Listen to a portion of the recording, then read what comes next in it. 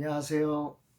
변방 목사의 아침 묵상 2022년 1월 21일 금요일 아침입니다.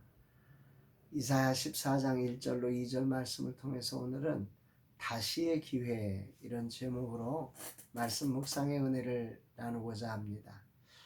보호식 9일째 이제 내일이면 끝납니다. 그동안 체중을 늘리지 않으려고 정말 노력을 많이 했고 오늘 아침에 샤워를 하고 체중을 재보니 체중이 그 0.5kg, 500g 정도가 늘었습니다. 굉장히 잘한 것입니다.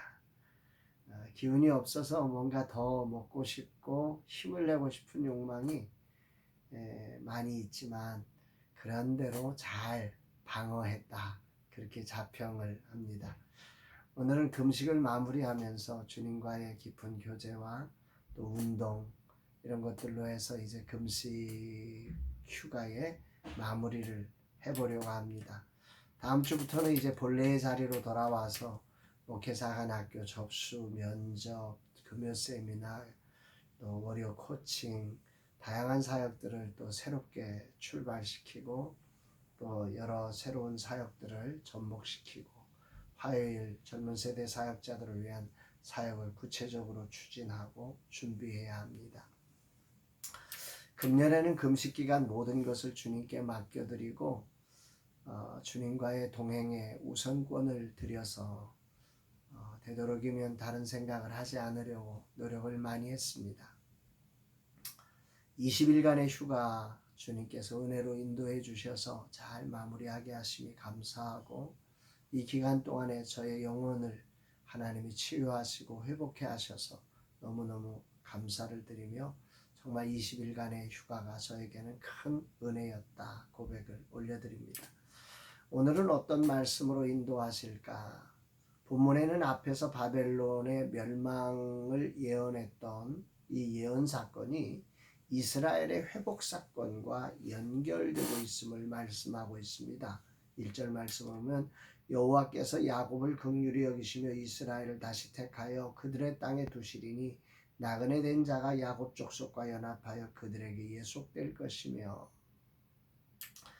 여기 중요한 단어는 야곱을 긍휼히 여기시며 하나님이 야곱을 향하여 바벨론을 향하여서는 엄위하게 심판하셨던 하나님께서 야곱을 긍휼히 여기시고 다시 택한다. 이런 표현이 아주 중요한 표현입니다.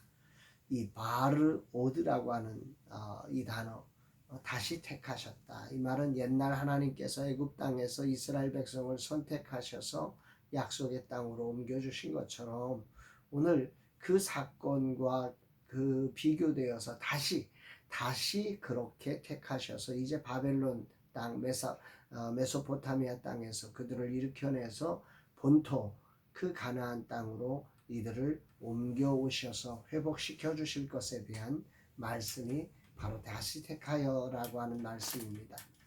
이 말씀은 결국 생각해보면 하나님께서 이스라엘 백성들을 여전히 사랑하고 계셨다.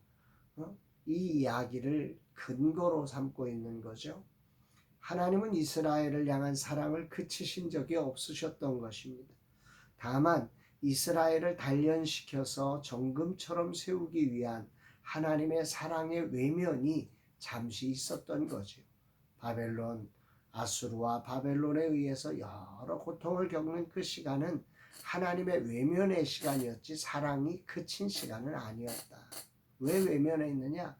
단련돼야 하니까. 하나님의 택한 백성으로서의 거룩한 소망과 삶을 회복시켜야 하기 때문에 하나님께서 사랑함에도 불구하고 그 얼굴을 안 보면 너무너무 그립고 안타까움에도 불구하고 잠시 외면했던 시간이었을 뿐이었다는 거죠. 하나님은 긍휼의 마음으로 이스라엘을 바라보시던 정말 그들에게 고개는 돌릴 수 없었지만 마음으로는 그들을 향하여 그리워하던 그 마음을 때가 차서 이제 다시 그들을 택하여 본토로 돌아오게 할 뿐 아니라 이제 돌아오면서는 이방인들을 주관하는 자로 세워주신다고 이렇게 약속을 하고 있고 이 약속은 신약 교회를 통해서 성취되고 있음을 보는 것입니다. 물론 세상적인 주권자처럼 그들을 다시 노예로 부리는 그런 삶이라면 하나님 나라에 대한 절대적인 오해죠. 이제 회복됐으니까 니들 맛 좀 봐라. 니들이 우리를 고통스럽게 했지. 이제 너희들 한번 맛을 봐.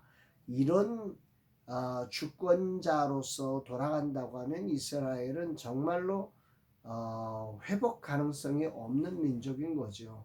하나님께서 이들을 다시 택하시고 다시 주권을 맡기시는 이유는 그들을 이제 긍휼의 마음으로 택하고 축복하는 그런 주권자로서 하나님 나라를 이루라고 하는 거룩한 사명을 가지고 다시 택하시고 계심을 우리는 보아야 합니다.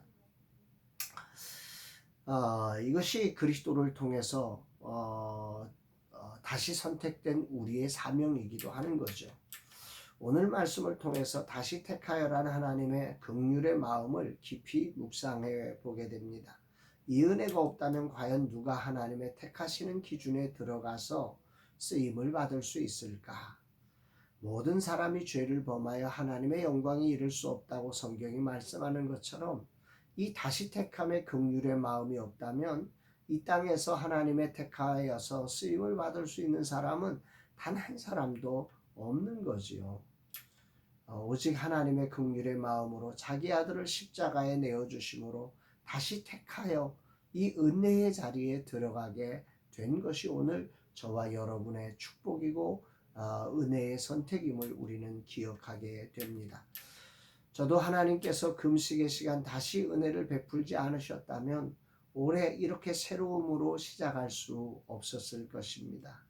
조급함에 분노에 상처에 그렇게 이 한 해를 시작할 수밖에 없었던 저를 하나님께서 긍휼의 마음으로 은혜를 베푸시고 다시 택하셔서 다시 주님의 마음으로 출발할 수 있도록 해주신 이 은혜가 얼마나 감사하고 놀라운지 모릅니다.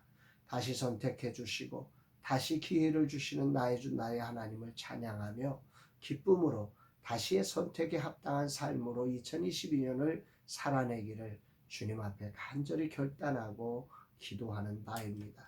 아울러 다른 분들에게도 하나님 긍휼의 마음으로 다시의 기회를 기쁨으로 허락해 줄 수 있는 그런 종으로 서기를 기도합니다. 반대로 다시의 기회가 바벨론처럼 압제와 폭력과 교만으로 주관하는 일이 되어져 버린다면 그것은 비극 중에 비극이 될 것입니다. 이젠 진정 주님의 다스림을 본받아 겸손과 사랑으로 평화를 만드는 그런 주권자이신 주님을 보여주는 다시가 되기를 간절하게 소망해보며 기도합니다. 주여 이 종에게 긍휼의 마음을 부어주소서. 다시의 시간이 주님의 향기가 뿜어지는 2022년 새로운 한 해가 되게 하여 주옵소서. 이런 고백을 올려드립니다. 사랑하는 여러분, 여러분들에게도 다시 은혜가 있어 오늘 2022년을 출발하고 계시는데 여러분의 심령에 이 하나님의 긍휼의 마음이 깊이 깨달아지고 이 긍휼로 자신에게 주어진 다시의 시간이 정말로 하나님 나라를 보여주는 다시가 되는 거룩한 새해가 되시기를 주의 이름으로 축복합니다. 사랑합니다, 여러분.